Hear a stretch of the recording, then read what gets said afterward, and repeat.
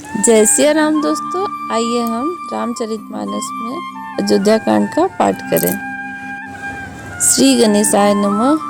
ओम नमः शिवाय। श्री गुरु चरण सरोज रज निज मन मुकुर सुधार। परनव रघुबर विमल जसु जो दायक फलचार। बुद्धिहीन तन जानिके सुमिरो पवन कुमार। बल बुद्धि विद्या देहु मही हरु कलेश विकार। सियावर राम जय जय राम। पिछले एपिसोड में हमने दोहा नंबर 108 तक की कथा पढ़ी थी। अब आगे की कथा इस प्रकार है। सिया राम जय राम सिया राम जय जय सिया राम। राम किन्नी विश्राम निसी प्रात प्रयाग नहाय। चले सहित सिया लखन जन्मुदित मुनि सिर नाय। सियावर राम जय जय राम। श्री राम जी ने रात को वहीं विश्राम किया और प्रातः काल प्रयागराज का स्नान करके और प्रसन्नता के साथ मुनि को सिर नवाकर श्री सीता जी, लक्ष्मण और सेवक गो के साथ चले। राम सप्रेम कही मुनि पाही। नाथ कहियहु केहि मग जाई। मुनि वस बिहसि राम सन कहई। सुगम सकल मग तुम कहो अहई। अर्थात चलते समय बड़े प्रेम से राम जी ने मुनि से कहा, हे नाथ बताइए हम किस मार्ग से जाएं। मुनि मन में हंसकर श्री राम जी से कहते हैं कि आपके लिए सभी मार्ग सुगम है। साथ लगी मुनि शिष्य बुलाई। सुनी मन मुदित 50 आए। सब ही राम पर प्रेम अपारा। सकल कहई मग देख हमारा। फिर उनके साथ के लिए मुनि ने शिष्यों को बुलाया और साथ जाने की बात सुनते ही चित्त में हर्षित हो गई और 50 शिष्य आ गए। सभी का श्री राम जी पर अपार प्रेम है। सभी कहते हैं कि मार्ग हमारा देखा हुआ है। मुनि बटचारी संग जब दीन्हे। जिन बहु जन्म सुकृत सब कीन्हे। करी प्रणाम ऋषि आयस पाई। प्रमुदित हृदय चल रघुराई। तब मुनि ने चुनकर 4 ब्रह्मचारियों को शांत कर दिया और जिन्होंने बहुत जन्मों तक सब सुकृत यानी पुण्य किए थे, श्री रघुनाथ जी को प्रणाम कर ऋषि की आज्ञा पाकर हृदय में बड़े ही आनंदित होकर चले। ग्राम निकट जब निकसहि जाई। देखहि दरसु नारी नर धाई। होई सनाथ जन्म फल पाई। फिर ही दुखित मन संग पठाई। जब वे किसी गांव के पास होकर निकलते हैं तब स्त्री पुरुष दौड़ के उनके देखने के लिए आते हैं और जन्म का फल पाकर वे सदा के अनाथ यानी सनाथ हो जाते हैं और मन को नाथ के साथ भेजकर शरीर के साथ न रहने के कारण दुखी होकर लौट आते हैं। सिया राम जय राम सिया राम जय जय सिया राम। विदा हुए पटु विनय करी। फिरे पाए मन काम। उतरी नहाए जमुन जल। जो शरीर सम श्याम। सियावर राम जय जय राम। तदंतर श्री राम जी ने विनती करके 4 ब्रह्मचारियों को विदा किया। वे मनचाही वस्तु अनन्य भक्ति पाकर लौटे। जमुना जी के पार उतरकर सबने जमुना जी के जल में स्नान किया और जो श्री राम जी के शरीर के समान ही श्याम रंग का था। सुनत तीर बासी नर नारी। दाई निज निज काज विसारी। लखन सिया सुंदर ताई। देख करही निज भाग्य बढ़ाई। जमुना जी के किनारे पर रहने वाले स्त्री पुरुष यह देखकर कि निषाद के साथ 2 परम सुंदर राजकुमार यानी नवयुवक और 1 परम सुंदरी स्त्री आ रही है, सब अपना अपना काम भूलकर दौड़े और लक्ष्मण जी और श्री राम जी और सीता जी का सौंदर्य देखकर अपने भाग की बड़ाई करने लगे। अति लालसा बसहि मन माही, नाउ गाओ बुझत सकउ जाही।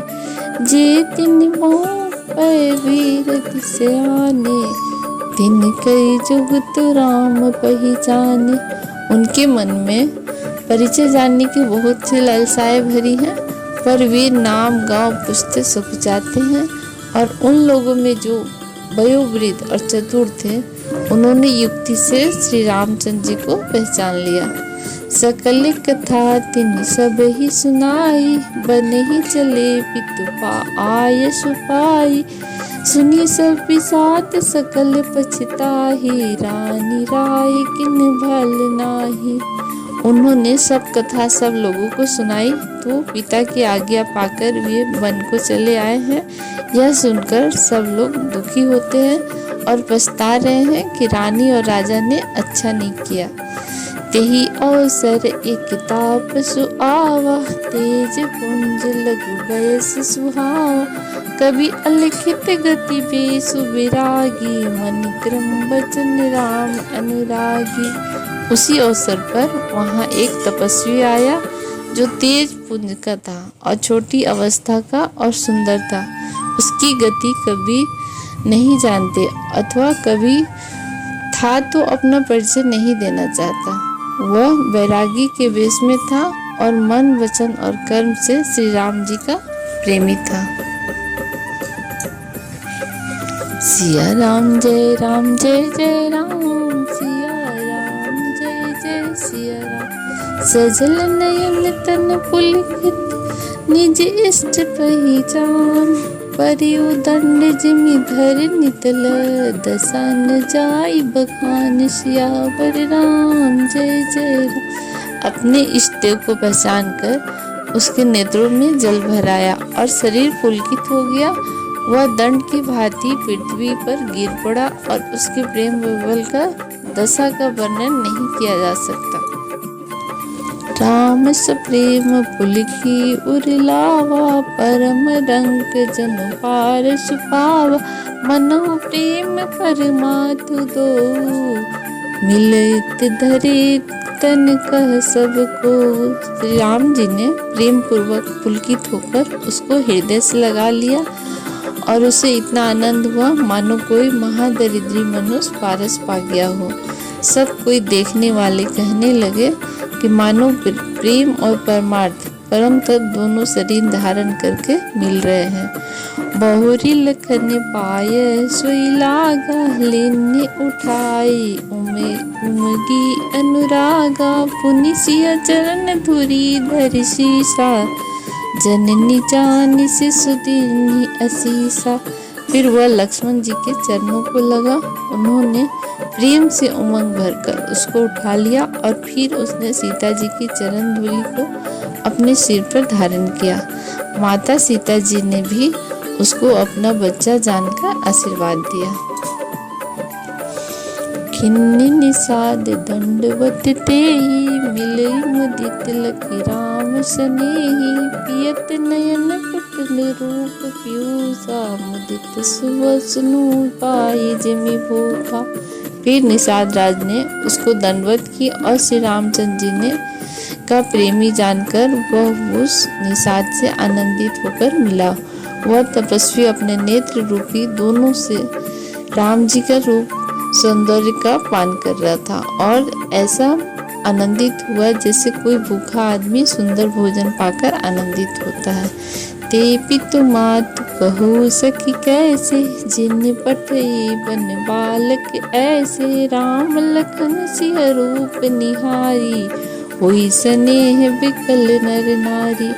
इधर गांव की स्त्रियां कह रही हैं कि हे सखी, कहो तो वे माता पिता कैसे हैं जिन्होंने ऐसे सुंदर सुकुमार बालकों को वन में भेज दिया है। श्री राम जी, लक्ष्मण जी और सीता जी के रूप को देखकर सब स्त्री पुरुष स्नेह से व्याकुल हो जाते हैं। सिया राम जय राम जय जय राम, सिया राम जय जय सिया राम। तब रघुवीर अनेक विधि, सखई सिखावन दीन।